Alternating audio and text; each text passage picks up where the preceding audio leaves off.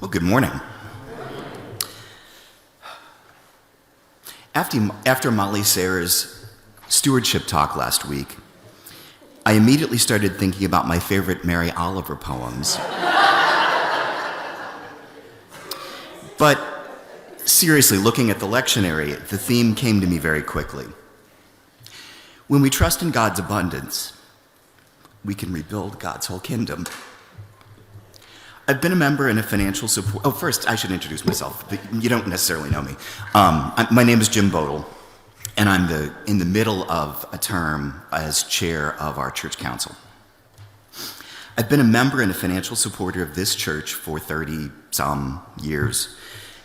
As Robert's sermon very beautifully stated this morning, in the 1990s, we decided that we could not afford to keep a Christian education person on the payroll and had to let them go.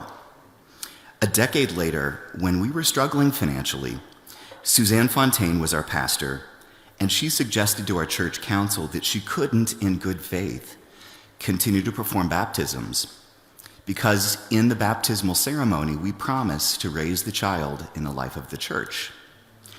And we were not, without Christian education, we were not being faithful to those vows. I want to be clear that I'm a realist. There have been times, as Robert said today, when our church council looked at our budget and said that if we didn't conserve, we would close in 10 years. Yet I also think that when we trust in abundance, we find abundance.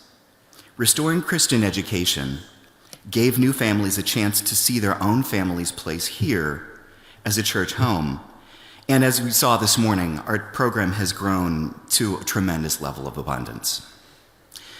Last week, I believe that we took another important step of faith in God's abundance when we voted to raise Pastor Becky to half-time salary.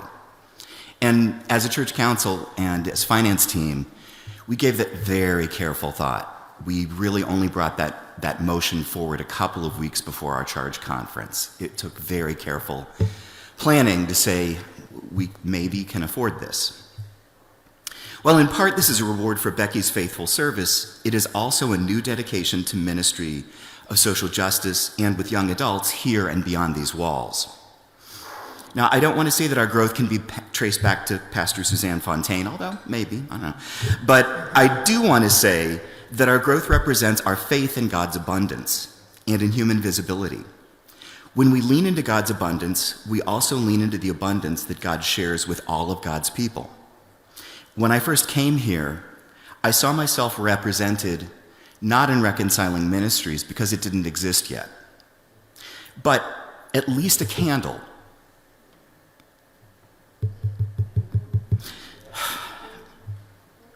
That burned on our altar with a note in the bulletin that said that it represented the sacredness of people living with HIV/AIDS and the sacredness of those who had died. And that spoke to me in code that I, as a gay man, was welcome here. I'm crying, I can't see what I'm reading. When families with children come here, they clearly see a place for their children, right? And now when young adults and when people who are social justice minded come here, they will see a place for themselves. And ironically, that brings me back to Mary Oliver. When we lean into God's abundance, our trust helps us to rebuild God's whole kingdom. And as Mary Oliver said, whoever you are, no matter how lonely, the world offers itself to your imagination, calls to you like the wild geese, harsh and exciting, over and over, announcing your place in the family of things. Thank you.